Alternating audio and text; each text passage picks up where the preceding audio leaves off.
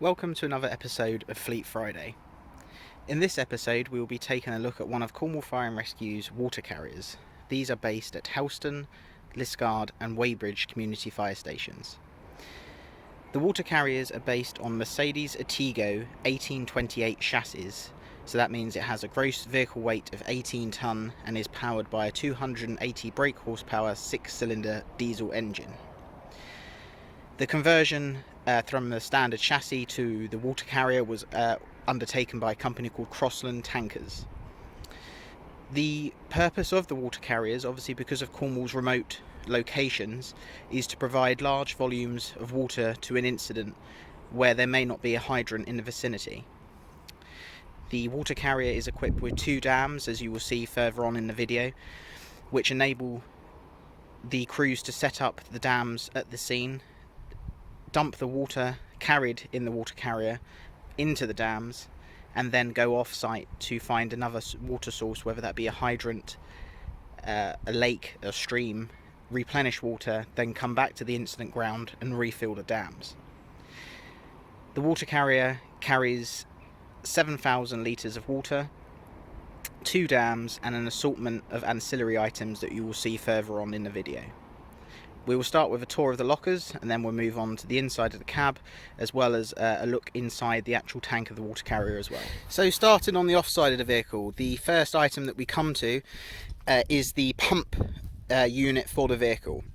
So unlike our standard pumping appliances, this vehicle isn't fitted with a centrifugal pump that sits at the back of the appliance.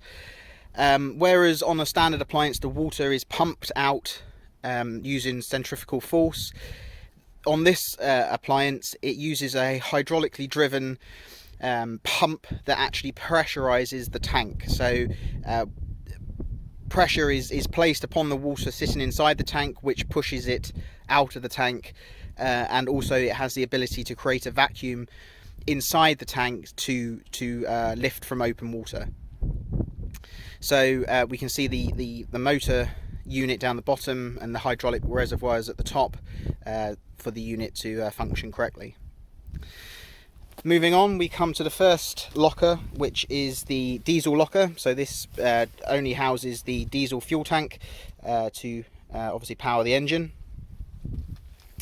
Moving along, we see the first of 2 dams that are carried on the water carrier. So these are made by a company called Cornwall and are of a solid wall construction in a hexagonal configuration, and they're inflated with a BA breathing apparatus cylinder that's carried around the other side. I'll insert a picture now of what these dams look like.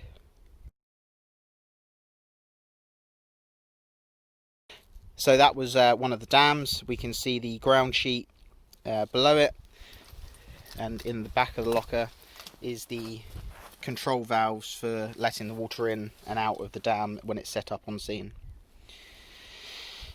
Moving along, the next locker contains the light portable pump, or the LPP for short, this one being a Angus LW900 pump. So the purpose of the LPP is that they work in conjunction with the dams, so the water carrier can set up the dams at the incident ground and then fill the dams up with the water that's carried on the water carrier. The LPP can then pump the water out of the dams onto appliances on scene, whilst the water carrier then goes off site to find more water, whether that be from a hydrant or lake, whatever the case may be. At the back, a spare fuel can and funnel are carried to keep the LPP running for longer periods of time. And like all of our fire appliances, the LPP is always on charge, so the battery to start the engine of the LPP remains charged. Mounted on top of the lockers is a triple extension ladder.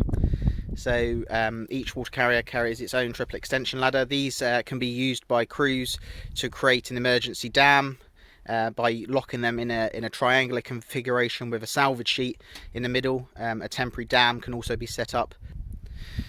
So now moving on to the back of the vehicle. So now round the back of the water carrier, we can see on the right hand side the sight glass tube So this is an indication of the level in the tank, obviously so that the firefighters can monitor how much water is left as they're filling and emptying the tank. So what would be moving into what would usually be called the pump bay, even though obviously the pump is not mounted at the back, but these are where obviously all the controls are to control the pump. We can see the manifold, which is this big silver cylinder here. So this is a link off of the tank of the water carrier, which then splits out into two 4-inch hard suction inlet outlets in the middle, and either side of them two instantaneous coupling inlet or outlet again. To the side we can see 2 lengths of filler length from filling from a hydrant, as well as some male to male and female to female adapters down there. Moving up, the yellow box here is where we control the operation of the pump. So in the middle is the vent button, or the vent switch. So this does what it says. It vents the tank, so when it's not being used in either a vacuum or pressure scenario, the tank is always vented so that there's atmospheric pressure only within the water tank. To the left we have a vacuum switch, so this will produce a vacuum inside the tank to lift from open water via the hard suction couplings down here. And then across, on the vacuum it will pull to around about minus 0.7 bar, which is standard across our fleet of the vacuum for lifting from open water. And then to the right we have the pressure switch. So this pressurizes the tank for pressure feeding out of the deliveries into the dams. You can either gravity discharge, so where just the weight of the water pushes itself out of the tank, or for when water is needed urgently, or to turn the vehicle around so it can go and refuel. The pressure switch can be pulled. What it does is then it will pressurize the tank. We can see on this gauge here, it will pressurize the tank to half a bar, 0.5 bar on this gauge here, for then obviously pressure fed water at 0.5 bar. We call this a compound gauge because it has a pressure and a vacuum. So if we was to pull a vacuum, give it a moment for the pump to kick in. The pump is now kicked in, and as we can see, we're starting to pull a vacuum. And as you can see now, we are at just over minus 0.7 bar. And then what we do is we then vent the tank,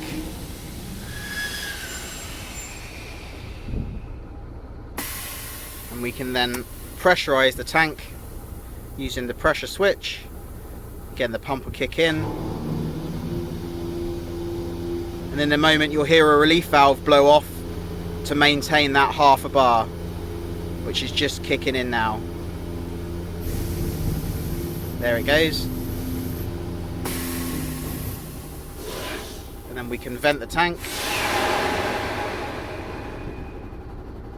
back down to atmospheric So now pressure. Onto the near side of the vehicle. Up the top in this long locker at the top of the lower lockers is where we store the hard suction. So this is all the hard suction used on the vehicle for lifting from open water supplies such as lakes and streams.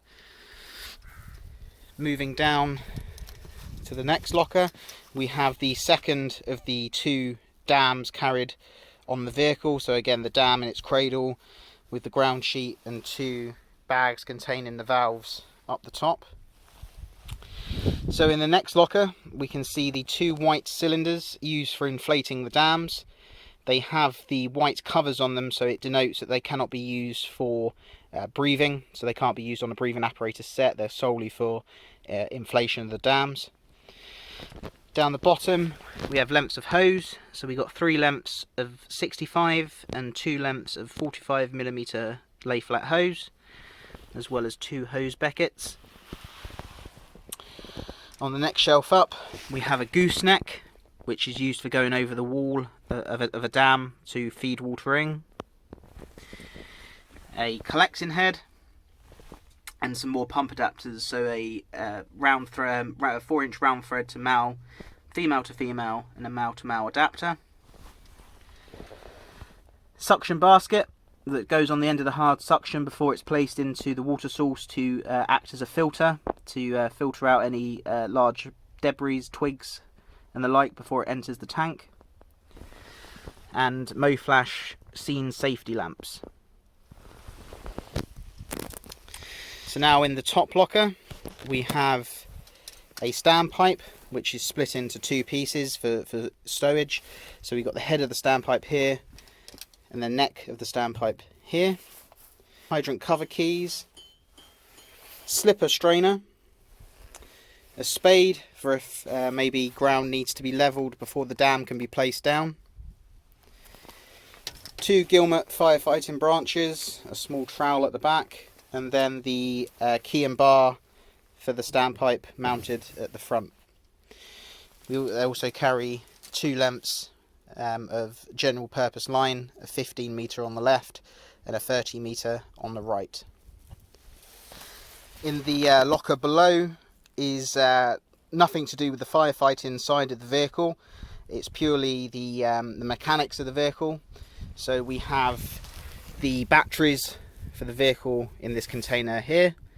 Below that are a couple of the air tanks, three of the air tanks for the air brakes and the air systems on the vehicle, as well as the air dryer which dries the air before it enters all the system to reduce any water in the system, and valves for the braking system over here.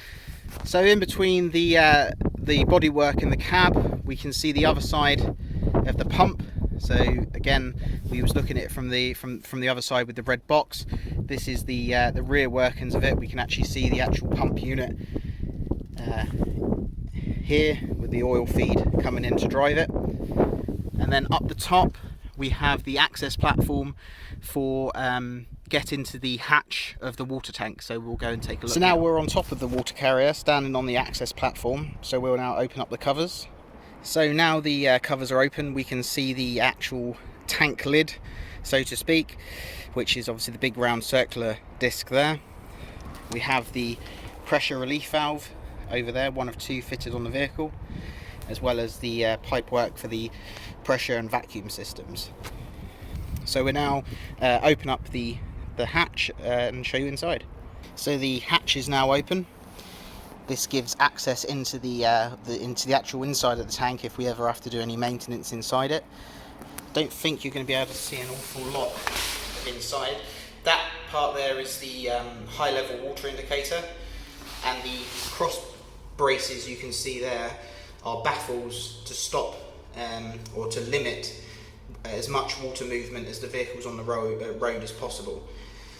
Because obviously it's a large volume of water, it can become unstable if these baffles are not fitted, causing the water to slosh around and make the vehicle unstable. But with these baffles fitted inside the tank, it reduces the movement of the water and makes the vehicle stable to drive. I'll now insert a couple of pictures of inside the tank when we had to get in once to do some welding.